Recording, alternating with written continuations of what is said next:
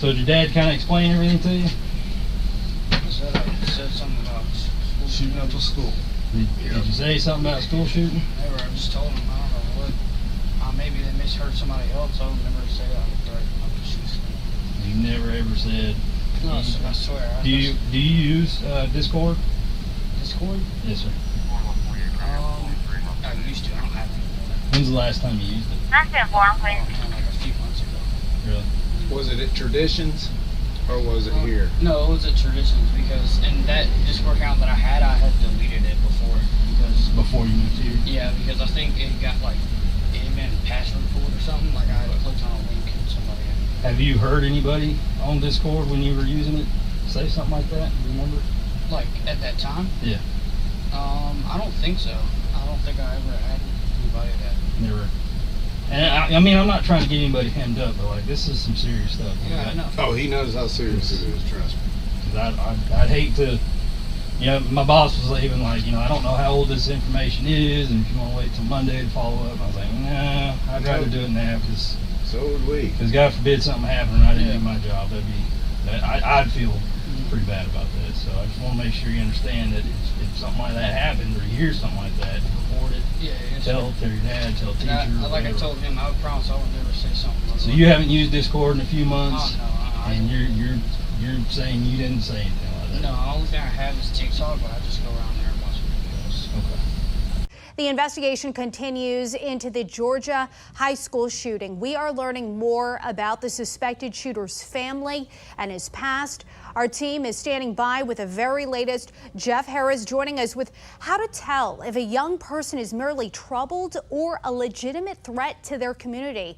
But first, Ryan Smith joins us at the live desk with the latest arrest, Ryan, made in this case just hours ago. Breaking tonight, investigators just announcing the father of that accused school shooter, Colt Gray is his name. He was arrested, now facing several charges tied to yesterday's mass shooting.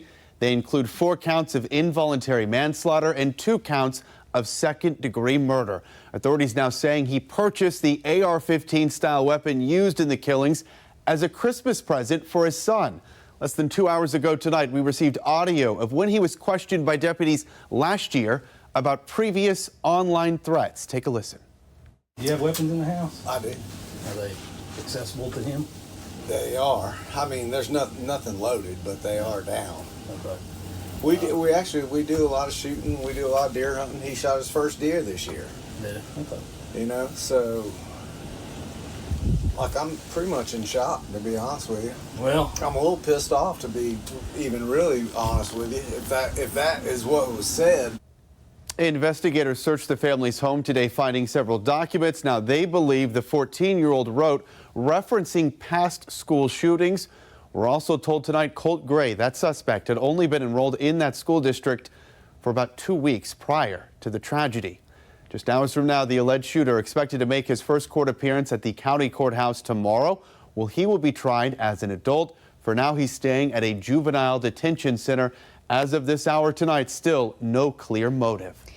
Colt Gray, the father of the accused Georgia school shooter, Colt Gray, is being charged for his alleged involvement in the heinous crime and could face up to 180 years in prison.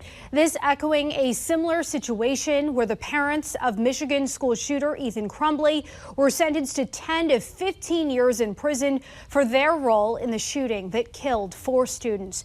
Joining us now to discuss is criminal defense attorney and founder of the Illinois-based firm Greenbrier trial lawyer Steve Greenbrier. It's great to see you again, Steve.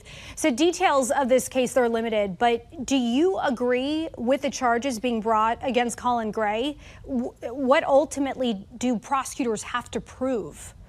You know, we don't know all the facts here. We know that there were some problems with his son. There were some red flags. We know that he got a weapon for his son apparently after those red flags were there. So it's a question of where you want to draw the line in parental responsibility. And without knowing what was there, you know, was his son saying, I'm going to go out and I'm going to do some harm to some people, and then the father bought a gun for him? Maybe you've got more liability there, sort of more criminal liability in that situation than if the son was just saying, hey, there's people I don't like, you know, I'm going to go beat them up. The problem I have with this is when you start criminalizing parenting, where are you going to stop? And then when you start criminalizing parenting, are you going to start criminalizing all of the decisions that people make? There are some similarities with a case in Michigan when the parents of a teen shooter were held partially to blame. You mentioned that responsibility aspect of this and the questions surrounding that. So do you think charging parents for their involvement in their child's crime will in any way act as a deterrent for acts of mass violence in schools? I don't think it's going to act as a deterrent because I think that it's such antisocial behavior that it's more of a mental health problem. I think it's a bigger question of why are people buying guns for 14-year-olds, and that's something that's a much larger issue where people think that that's something that they should be giving to their kids. You know, we had that situation in Chicago where there was a mass shooting and someone was buying a weapon for their child who was only 16 or 17 years old at the time. Why are people buying firearms for children that are that age? We don't let kids do a lot of other things at that age. Why do we feel that they can have weapons like this? So I think it's a bigger issue. Anytime you've got a mass shooting, it's not really something that you're going to be able to stop, because the reason people commit crimes like these are far more deep-seated than just a normal crime, than just a normal robbery. There are always bigger mental health and social issues. If you look at the people who commit these crimes. Mental health is certainly such a huge issue in this country and something that always comes up. Criminal defense attorney Steve Greenbrier, thank you for joining us tonight on the National Desk. And tonight the nation continues to grieve with a Georgia community shaken by a deadly school shooting.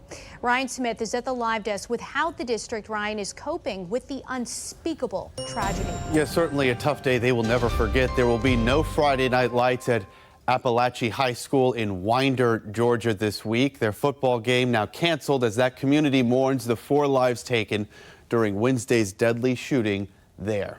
Steady stream of community members in Winder visiting what is now a solemn place, paying their respects throughout the day today to the 4 lives lost. 14-year-old Mason Schermerhorn, Christian Angelo, also just 14 years old, and the 2 teachers in that school, Christina Ermy, were told she was celebrating a recent birthday when she was shot and killed, and that assistant football coach Richard Aspinwall. Now, surviving students sharing stories of bravery today.